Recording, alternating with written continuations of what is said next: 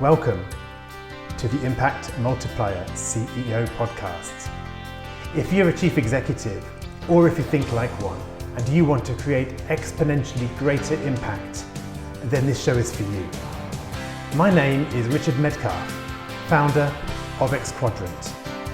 I coach some of the most successful and impressive CEOs and executive teams on the planet and help them achieve extraordinary results. And no matter how successful you've been in the past, there's always a whole new level of impact available to you. So if you're ready to play a bigger game than ever before, I invite you to join us and become an Impact Multiplier CEO. Hello, I'm Richard Metcalf. And I'm Stephanie Frakowiak.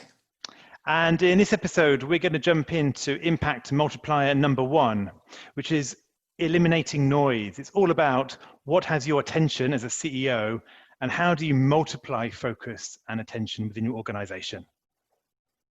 Yeah, getting rid of that static and that noise which distracts us from everything. Looking forward to it. Yeah, well, let's face it. I mean, who amongst us feels we don't have enough distractions at the moment? Both real and mental distractions, because it's not just about the builders upstairs, it's also about what's taking up our brain space. Yeah, absolutely. And of course, we live in a world of infinity, don't we? I mean, now, the internet-driven age, I always say there is an infinity awaiting us. There's an infinite number of books to read on your Kindle. There's an infinite number of people you could network with on LinkedIn. There's an infinite number of movies you could binge on or series you can binge on Netflix. There's an infinite number of emails probably sitting in our inbox waiting for our attention or that we could generate. So focus and attention is critical, right? Yeah, well, I mean, I guess when there's so much to do, how do you decide what to do? How do you know what you're doing is what's going to give you the best return? I don't like to talk about return on time, but every moment of time I dedicate to something, I'm expecting something back. And sometimes, I know I make poor choices with the number of tweets I've scrolled through. Yes, focus, and understanding what we're trying to get to is probably the key to that. Yeah, right. So how do we do this without just putting so much burden on ourselves to always be super productive? But how do we actually create the impact? So that's what we're going to talk about. And of course, I need to get into this swing of it because Stephanie, you've not been asking me about one of my key obsessions in life, which is the rock band Queen, right? It's a bit old, I know, but and I had decided. I know. Well, I tell you what, somebody asked my daughter just this weekend what her favorite band was, and she said Queen too. She's 14, so I'm successfully brainwashed my daughter, which is obviously a fantastic achievement as a father. But I thought it'd be good to have a little Queen quote. There's a Queen quote for every occasion, so I thought for this one, it's one vision, right? That's it, one vision. You're going to sing it to me? I'm not going to sing. No? I could play the riff, I could the guitar on. I might finish the episode by saying fried chicken, right? Which is obviously how famously Queen finished that song for who knows why. But yeah, it's about one vision, right? How do we actually bring our vision in, not get distracted by all the squirrels running around, and actually focus our attention? Because one thing that most CEOs do not have is a lot of spare time, right? So the question becomes, how do we focus more? How do we get more out of the time that we have? And let's face it, probably few CEOs want to give more time to work and encroach more on their personal time, their health, their family, their relationships, right? So how do we actually focus ourselves on those highest activities and focus our team? So that's what we're going to cover today. All right. Okay. So this is about spending the time we have wisely. It's not about, I know you often fall into the trap of thinking that, to be important, you have to be busy, or to be productive, you have to be busy. So it's finding that balance, is it? Or is it more than that?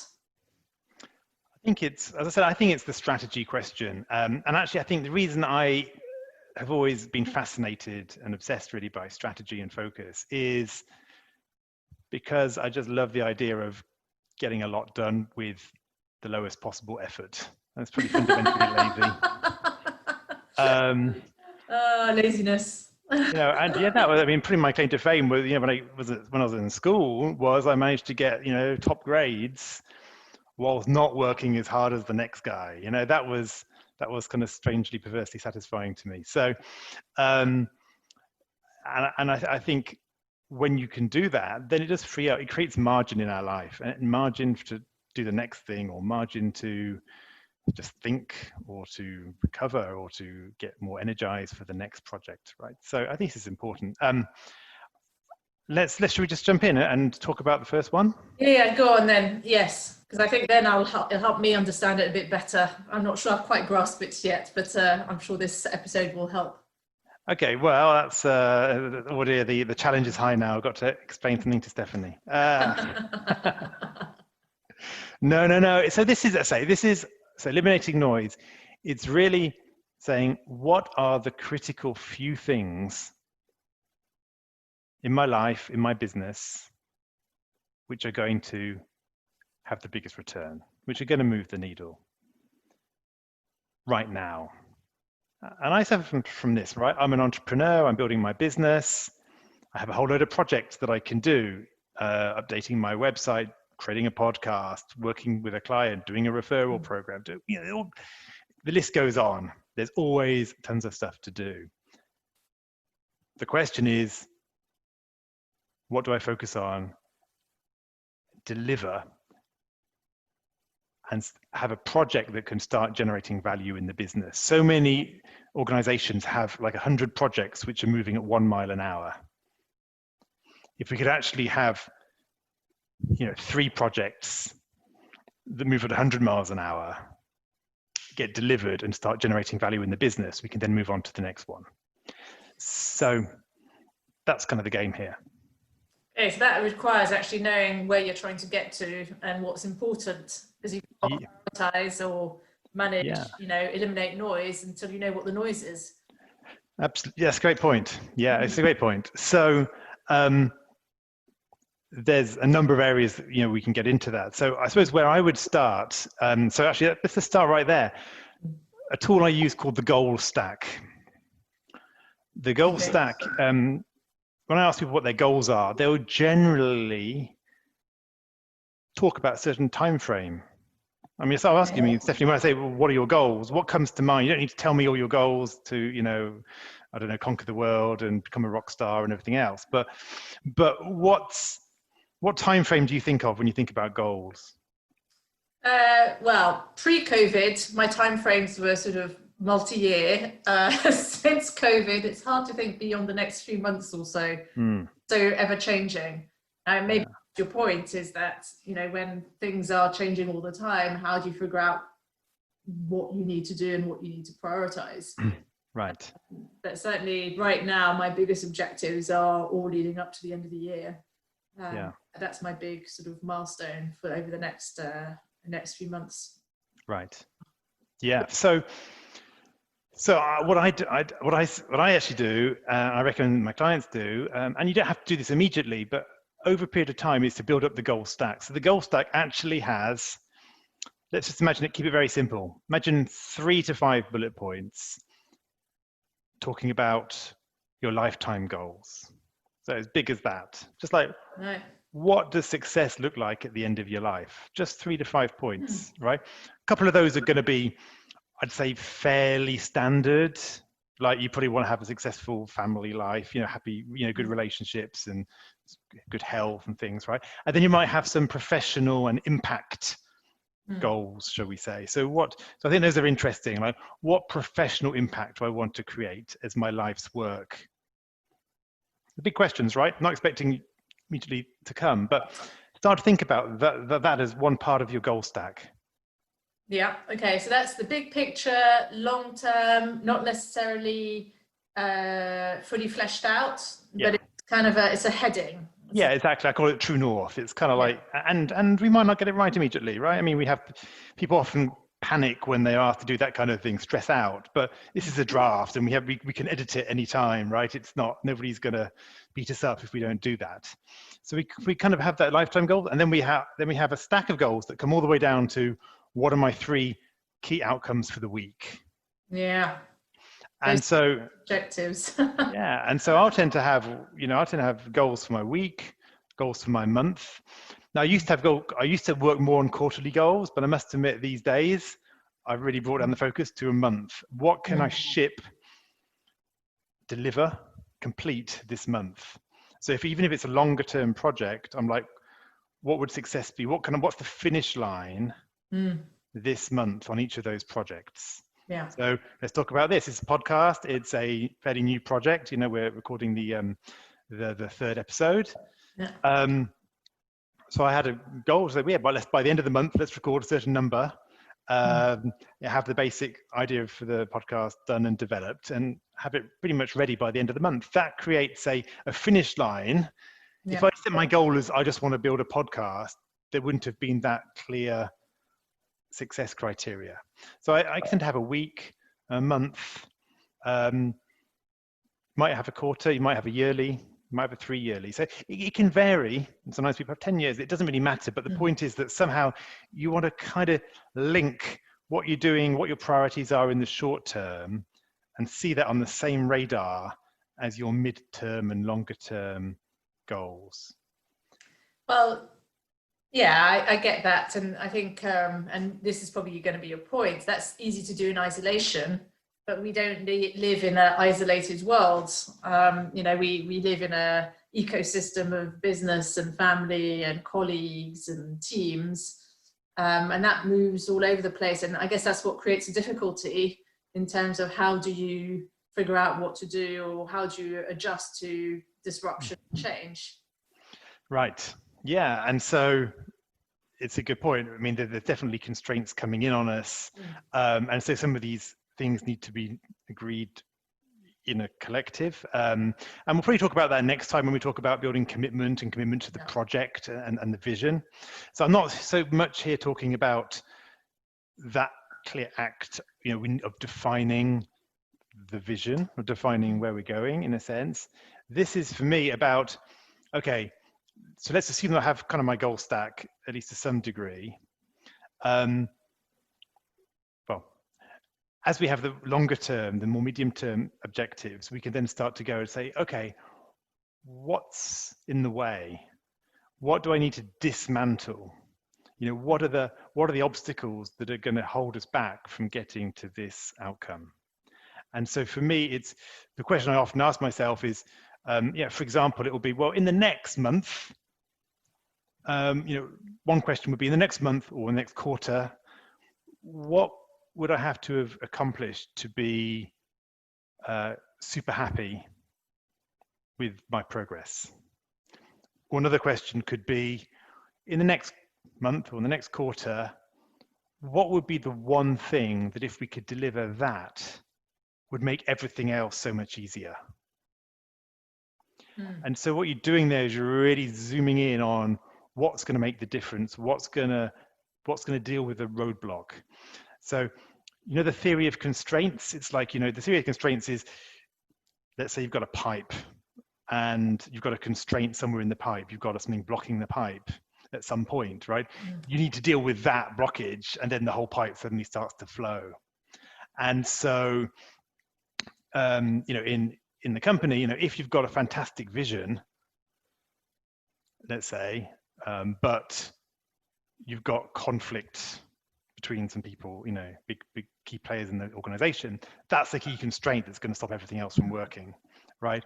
Or if you've, you've got all the, you've got everybody aligned, everybody's keen, but you haven't got any systems that allows people to be efficient and scale and not do repetitive work, that's going to become a key constraint. So asking that question of like, what's the one thing that if I was to address would remove the constraint that I'm currently experiencing? And once we know that, then we can start to kind of focus in on those activities. Yeah, so this sounds like very complex project or program planning, which is, any kind of, you need to have clarity of purpose. So you know what you're trying to achieve before you can start breaking it down, before you can start, figuring out what you're going to do and how you're going to move forwards and what's priority and what's irrelevant, what's noise. That's what it sounds like to me. It sounds like like a next level, 2-3 levels up from what a project manager or program manager would call sort of planning, basically. Yeah, so I suppose for me, it's really that question of have a sense of where we're going, and I agree that is important before we deal with eliminating noise. So we have to have that, and the goal stack is a way of figuring it out, because we sort of work back where we have some sense of future vision. That might be your year-end objectives. It might be simple as that. You don't need to go all the way to the end of your life.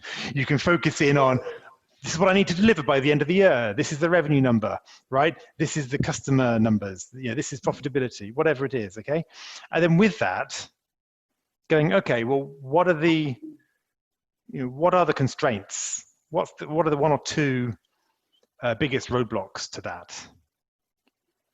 And that's quite a question, right? But that's the key question. If you can answer that, if you can say, this is the thing that I need to deal with, then we know what to focus on. And what I say in that goal stack is, as a CEO especially, it's easy to confuse the company's objectives with your objectives. So you need your own personal strategic objectives, how you use your time, right? So there's all these things that the company needs to get done, and the company needs to have a similar kind of goal stack, right? Or your leadership team need to have a goal stack.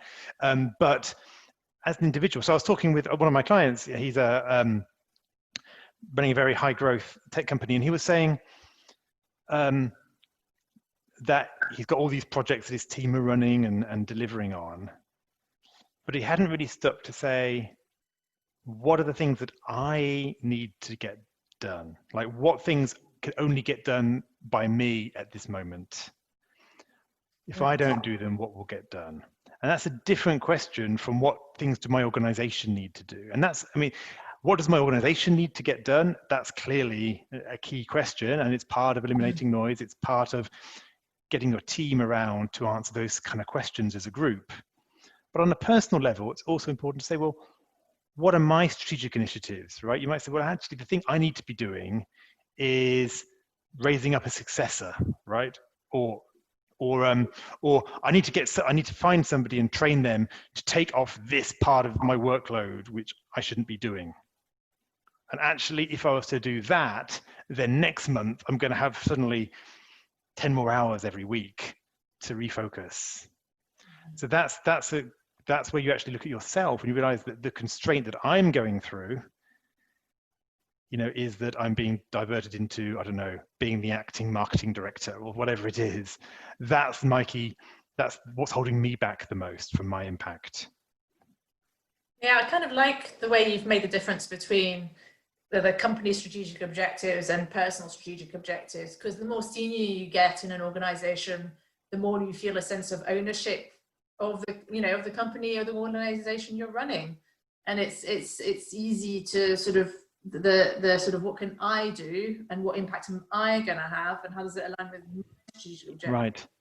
Although it's ego, there's an element of ego because it's all about me, and we're all told not to think about me, but about the collective good. It's actually an important component.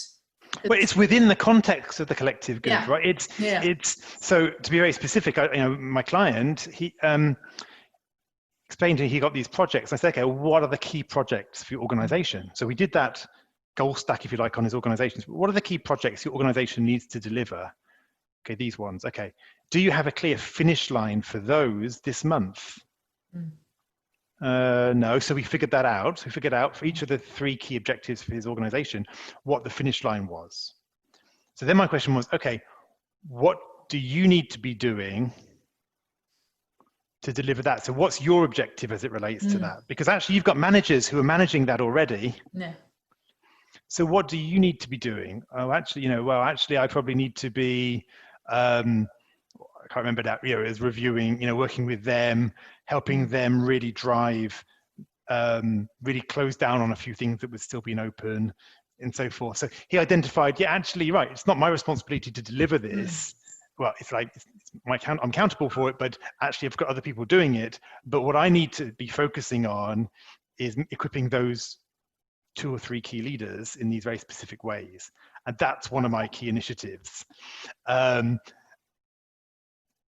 so I think when you start to realize what's my role within this organization, then you can come up with actionable projects that you can personally deliver on. Because otherwise you've got these I've got these objectives. Like imagine you're actually running sales, right? And you've got, well, my sales number is X million dollars. Well, you as a leader, you can't, that's not a project for you. You can't deliver that. That's an outcome you want. But as a project, you could say, well, one of my personal initiatives this month is to have detailed executive meetings with my top 20 customers. You might say that's my initiative that is going to, because building that intimacy is going to be the best way that I can support the objective of the organization to grow its revenues, right? Or actually my initiative is to set up a sales best practice war room or something, where that's how I'm going to up level the whole organization. So it's really converting the organization's objectives and figuring out what are my high value activities. This is just a quick interlude before we get back to today's main conversation. To celebrate the launch of the podcast, we're giving away, for the first time ever, a coaching package valued at over $3,000. You can use it yourself, or you can give it to a friend or colleague who wants to multiply their impact. To enter, all you have to do is leave a review of the podcast on iTunes or in your preferred podcast app, and send a screenshot to podcast@xquadrant.com. And do that before 15th of September 2020. If you do miss that deadline, then leave a review before the 15th of October and there'll be a chance to win a smaller coaching package. For all the details, head to xquadrant.com/podcasts. Reviews are the lifeblood of any podcast, and so whether or not you're within the eligibility time, it would still be fantastic if you would leave us a review if you like the podcast or if you see the potential in the future as we continue to refine it, develop it and add to it. Many thanks, and let's get back to that conversation. Yeah, and I think I'm thinking of some of what I've seen and some of what I've experienced. Sometimes the barrier to achieving some of these, personal value-adding activities is that, as a leader, you can sometimes get caught up in the weeds in terms of you're doing activities where there's a knowledge gap or where there's a gap within the organization, rather than you're adding value because there's a gap, rather than you're adding value because actually that's your multiplier sort of element. Yes. And so I guess maybe we can explore it a bit more, but when you're talking about eliminating noise, some of that isn't just about identifying what can you do this month, next quarter, but it's also about what can you stop doing, how can you stop doing something. Exactly. And that's what it comes down to. So as you know, in French there's this phrase, right? La nature a l'horreur du vide, right? Which is what nature abhors a vacuum. There you go, that's the English one, right? Nature abhors a vacuum. And so you do need to have a sense of what you want to be doing. Because if you say, I'm going to free up some time, well, you don't do it. But if you say, this is what I want to be doing, then you can say, okay, what needs to change to allow me to do that? Yeah. So I think there's 2 steps. So the first step is find your high value activities. Literally look at your day or look at your skill set, look at all these things and say, what are the activities where I'm basically generating like $1 million an hour of value? Or what are the activities where I'm generating $10,000 an hour of value? What are the activities where I'm generating $10 an hour of value, right? So for example, doing your own diary, get your own calendar, right?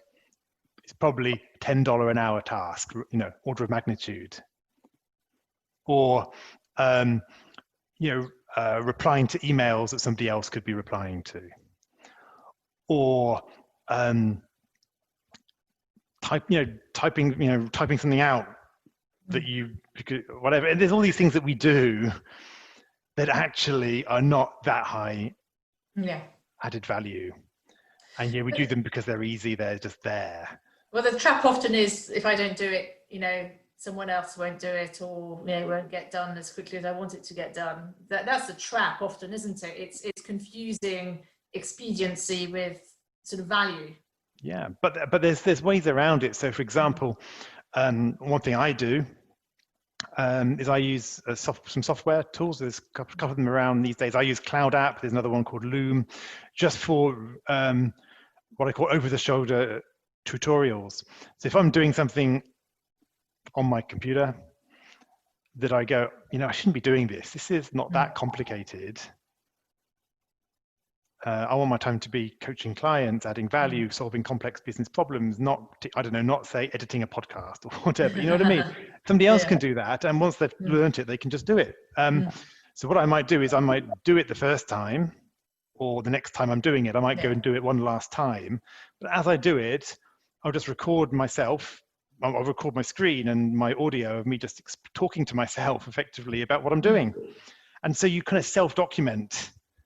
And it immediately creates a little web link you can share with somebody, and then they can watch and see you do step by step, not just doing it every click you do, but also your thought process when you stop and go, yeah, well, here I've got two choices about how I structure this. I could do this or this, but I think in this case, I'll do it this way. And you can kind of explain things which if you were to document it, you would never do it. You'd never get round to it. But because you're already doing the task, it's not adding any time.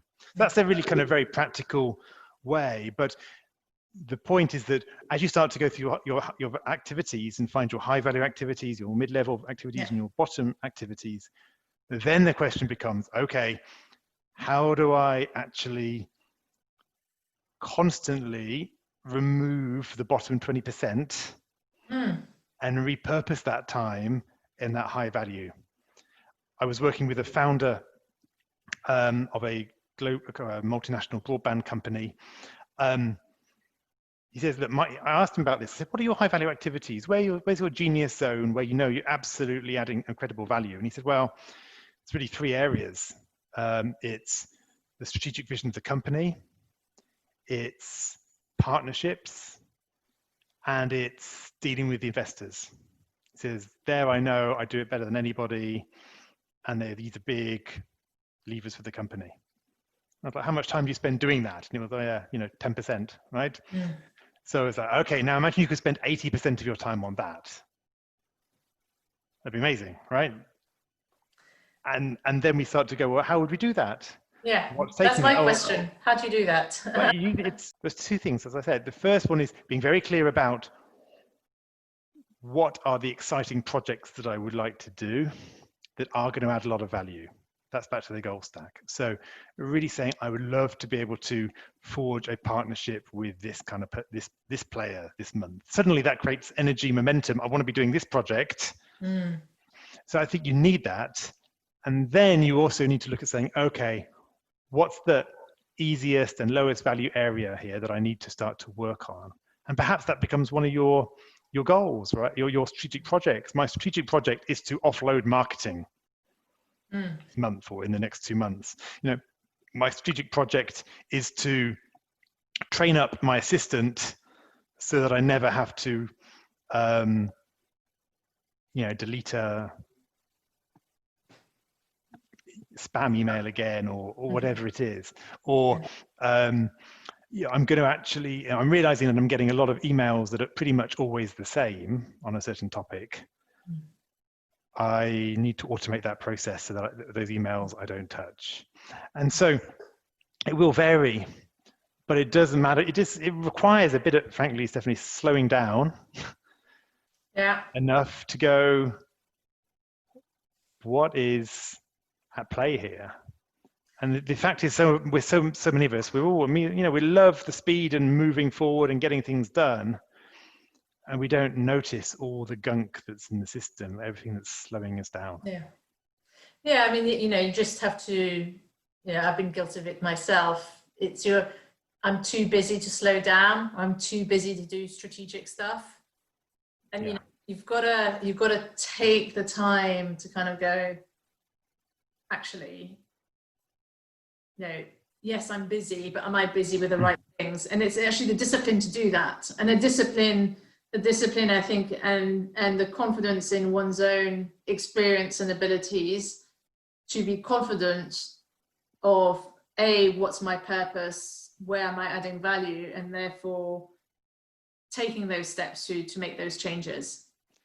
Despite all the pressure, all the noise, which is going to try and stop you from doing that, because eliminating noise, it's easy enough when you're in a room and all you have to do is flick a switch to turn on some soundproofing. But in a complex system, actually, that focus is the differentiator. So let me ask you, Stephanie, what are some of your high value activities? My high value activities at the moment. Yeah, name one. What's the thing which you do really well and is really moves the needle? I know that right now my strategic activities would be building partnerships and relationships to help launch the business that I'm trying to launch. And right now I'm filling out regulatory applications, which is a necessary task. Yeah. And so it's always that tension between the necessary and the strategic. Sometimes, I don't know whether I'm fooling myself or whether it's actually true. Sometimes the thing we say to ourselves and the excuse we use is, well, there's nobody else who can do this, so I'm going to have to do it to get it done. And sometimes it's true, sometimes it's not. And there's a guy called Dan Sullivan who has a little phrase, who not how. Yeah. And when you ask yourself, who can do this rather than how can I do this? Yeah. It changes a little bit the dynamic. And of course, I agree that there can be constraints, but I mean, there are lots of freelancers, there are all sorts of ways you can get things done. Yeah. I agree, sometimes there is a season as well where you just have to do certain things. Yeah. But what I'd say is, have you ring-fenced some time for that high value activity? So right, there you go. So not right now. So I often say, I did before, but not right now. But literally put in whatever you can manage, even if it's an hour a week or 2 hours a week, or perhaps you find a couple of blocks and you literally put it in your diary, block it out. You say it's strategic partnership time. Brackets my highest value activity, and it just creates a structure for you to go, yes, at least for those few hours, I'm going to really be playing on those needle moving activities. And I'd say my observation is that the activities where we're high value tend to be the activities we enjoy the most.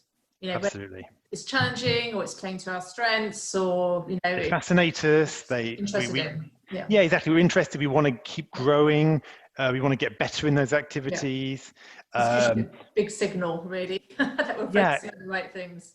Exactly. And so I think blocking out time to focus on those high value activities is really important. Again, it's putting the rocks in the jar, to use that analogy, right? If you've got a jar and you just pour sand in it, then you can't put the rocks in it. If you put the big rocks in first, your high value activities, then the other stuff will have to fit around that. Yeah. So we've talked about the goal stack. We've talked about high value activities as it relates to that. Both identifying some key, your key activities and your key projects, and then starting to identify what do I need to offload, what do I need to eliminate. Again, I call this eliminate noise, right? It's once you know what the noise is, then let's start to focus on that, figure out who can I bring in. So how can I train people without having it to take more time? Perhaps they can just literally, be over my shoulder or be on a permanent Zoom call whilst I do my day's work, right? So they can pick it up. There are ways of doing it that don't require masses and masses of upfront investment. And then I think the other area to cover is, I think it's really important, especially for a certain category of leaders, is there is a time for execution and there is a time for strategy. Mm. There's actually time for learning as well, but it's very hard if you keep mixing them together. So you've already known this. So you know the classic kind of entrepreneur who has 10 new ideas every week or every day, Yes. and his team are pulled, or her team are pulled in 100 different directions. Yeah, I know that one. It's incredibly hard to focus, and yet that is part of the magic of entrepreneurial types. Very often is they can do this, but to execute, you need to, you need some discipline to avoid changing every single week. I mean, when I was at Cisco, I had a boss who was brilliant, fantastic manager. He was a bit like this, right? He was very sensitive to the political changes in the, in the wind, in the company and priorities. The leadership team that he built, I was in his leadership team, and between us, we kind of we had this idea of. We said, oh yeah, he's got his strategy. What's the strategy of the week? We'd always ask ourselves on our kind of internal calls without our manager, and we'd sort of strategy of the week, okay. And then what we did is we basically were the buffer that took this kind of constantly varying strategy and kind of smoothed it out so that the team underneath could actually follow something that seemed to make sense rather than being hard left, hard right, hard left, bang into the wall, Yeah, and I'd say that's 100% my experience too. And I'd add a little nuance to that is, when you've got I remember I had a boss, he always had loads of ideas, loads of initiatives, high energy, wanted to get a ton of stuff done. Yeah. And the challenge was always, how do you, loads of great ideas, but how do you figure out what to do, and how do you do it without overwhelming all the teams and like all the, the run the business stuff, so much to change the business, and there's the run the business stuff that needs to happen.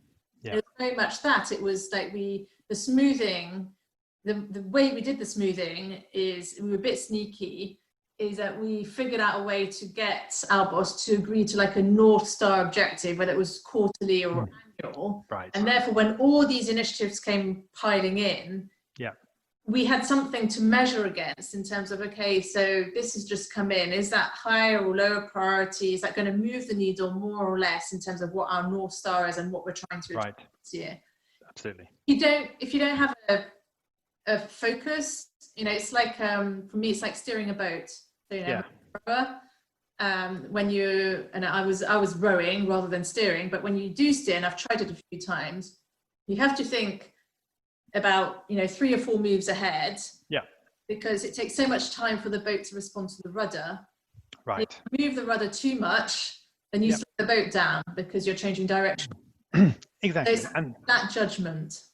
And this is why the goal stack works at all levels. You can have an organizational goal stack. So at the very top, it's like, what are we trying to do in the whole world? What's our overall mission? Like what we'd love to do over 25 years. And then you can come down to what's our 3-year kind of key, 2 or 3 key points, our 1 year, our 1 quarter, right? And that allows, because if the world suddenly changes, well, perhaps the 1-year vision is totally in the bin, right? Like 2020 would be a classic example, right? Probably all the plans in January are already dead in the water. But perhaps the 3-year vision is still valid. Yeah. And so you can basically go, well, that's still valid, but we've got to change this year and this quarter. And so the language I use around this is I talk about the decide, do, debrief cycle.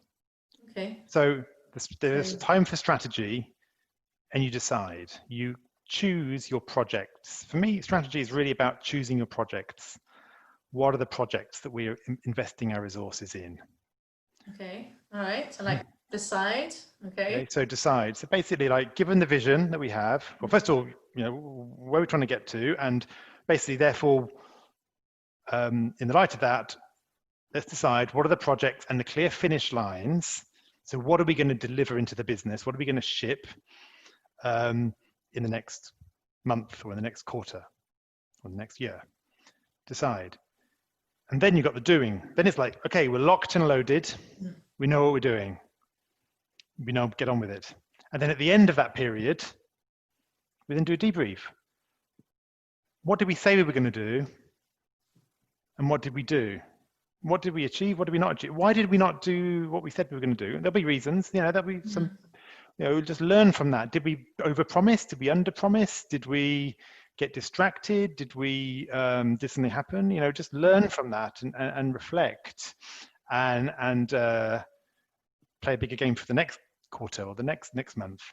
So I think decide, do, debrief, and obviously then back into decide again. Yeah. That cycle is really powerful because it operates on every level. I do it personally, I do that on a monthly basis. I have a monthly session, I block out time and I debrief the previous month. I decide the goals for the current month, but then it's locked in for the month, right? Unless an earthquake happens, it's pretty much, I've only got a month to go. Yeah. So heads down and deliver what I've decided to deliver. But also it works on the weekly basis. Start of the week, I'll go, well, given my month objectives, what do I need to deliver this week? What are the most strategic 2 or 3 deliverables that I need to be responsible for this week? Which again means that I just have to focus on that short period of time and doing what I've just decided. And then I get a chance to be creative and change it again and choose something else. But I think doing that just kind of stops us from continually jumping to the next project. So you kind of have like you kind of have a queue, a stack of things you can do. Agile methodology, right? You have your backlog of potential directions and projects. But every time you put something new on the list, you don't immediately change what you're currently delivering. And so I think just taking that methodology into personal life, team life, organizational life at different cycles is important, right? Everyone does, often we do annual reviews or quarterly business reviews. Yeah, it sounds tedious, but it's part of the cycle of habit forming in terms of constant checking of priorities and evaluating and rejigging, I guess. I don't think there's any shortcuts. But I think people understand the purpose of those sessions rather than seeing as administrative must-dos. They become powerful tools to really, as you say, eliminating noise or, helping with priorities. Exactly. So, this is a topic which is, it's one we all have to deal with, right? We all wrestle with. I love jumping into new ideas and opportunities. I have to hold myself back. I can see all these ideas. Yeah. But I just love the strategic focusing as well. So I know that when I actually do the thinking, which requires us to slow down, right? When we slow down and think and we go, actually, these things here are going to move the needle. And these are the things which I'm actually finding hard. I'm not sure how I'm going to do with these, but that's the right direction I've got to go. Then I think that's where the magic happens. And that's why often it happens in these coaching conversations, because getting people to slow down enough to think about where is my impact leakage? Where am I doing stuff which is a $10 an hour task or $100 an hour task? What are the things where actually, if I was to do more of that, it would make a massive difference? And how do I do that? Those are questions that when you can address them, really change things. So I guess what I'd say very practically is finding time in your diary, like literally blocking out time for those kind of questions, and starting to get a bit clear on what's my personal goal stack at whatever level. And you might just, I did this with the client last week. I just suggested, look, just do it for the month, and then do it for then do it for next week. You don't need to do everything, but just even having that, what's my monthly goal and my weekly goal, that'll help you already eliminate a lot of the noise. Freeing up time, eliminating noise. I'm guessing it relies on a few of the other elements of the multiplying our impact, doesn't it? Few. Yeah, right. They all interlink, right? And it's again, back what I said. It's about the theory of constraints. Yeah. So, in a sense, it's why we started with eliminating noise, because actually, it's when you start to think about what's the constraint. Is it a lack of insight in the organization? Is it a lack of commitment in the organization? Do we not know how to transform behaviors? Whereas once you start to think like that, then you can focus your attention, because you can't do these 5 impact multipliers all at the same time tomorrow morning, right? But foundationally, when you start to go, where's the roadblock? What's causing the whole system to slow down?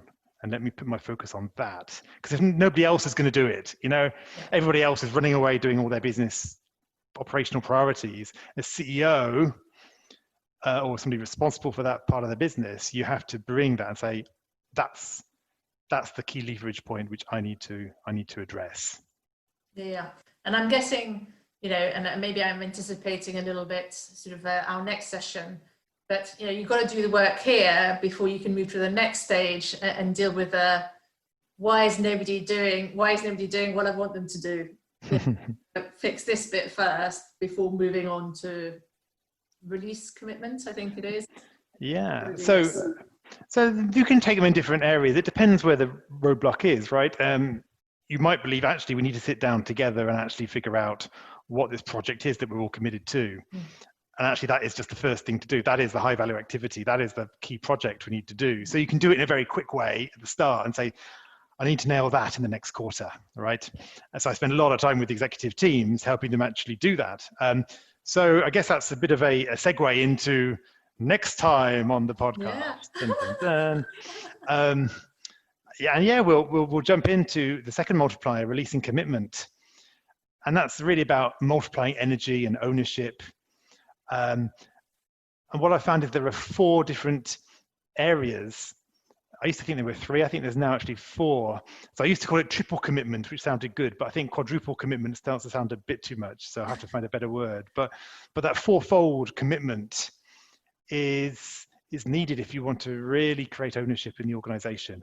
So we'll talk about that and give some specific tools to help build commitment and energy and ownership across a larger set of people. I'm definitely looking forward to that one. And in the meantime, I guess if anyone wants to hear anything more or learn more about what we've talked about, they can head to subscribe to the podcast, look at the YouTube channel, look at the xquadrant.com website for the show notes, or, contact us, and we'll try to answer their questions. We'll answer their questions. Absolutely. And I suppose, as everyone likes to say on these podcasts, if you like what we're doing, I want to encourage us as we figure out how to be slightly less awkward with each other and become a dynamic podcasting duo in the next episodes, then do leave us a comment on your favorite podcast app, wherever it is. Yeah, or if you're watching the video, leave it below and all the rest of it. That would be really helpful. It's a lot of effort to do this kind of stuff, and just getting feedback, understanding what's working, what you'd like more of, always really helpful feedback. So that'd be great. Yeah, love the feedback. So that's it. So thanks, everybody. I guess my final thought would be just slow down to speed up, right? It's a bit of a cliche these days, but it's become cliche, but it's true. But and as leaders, thinking is one of our biggest leverages, and often we don't create the space to have those powerful insights and to really get strategic. So have a look in your diary and see how much time you have to really eliminate noise in your own life and in that of your team. Will do, straight away. Okay, thanks, Stephanie. Great to speak. See you on the next episode. See you, Richard. Okay, bye now. I hope you enjoyed this conversation. Now let's talk about you. When you're in a position of top leadership, when you're in the biggest role of your career, who supports you at a deep level as you lead others? Who helps you multiply your impact and get to the next level? Well, this is what we do. If you'd like to know more about our community of extraordinary leaders, visit us at xquadrant.com.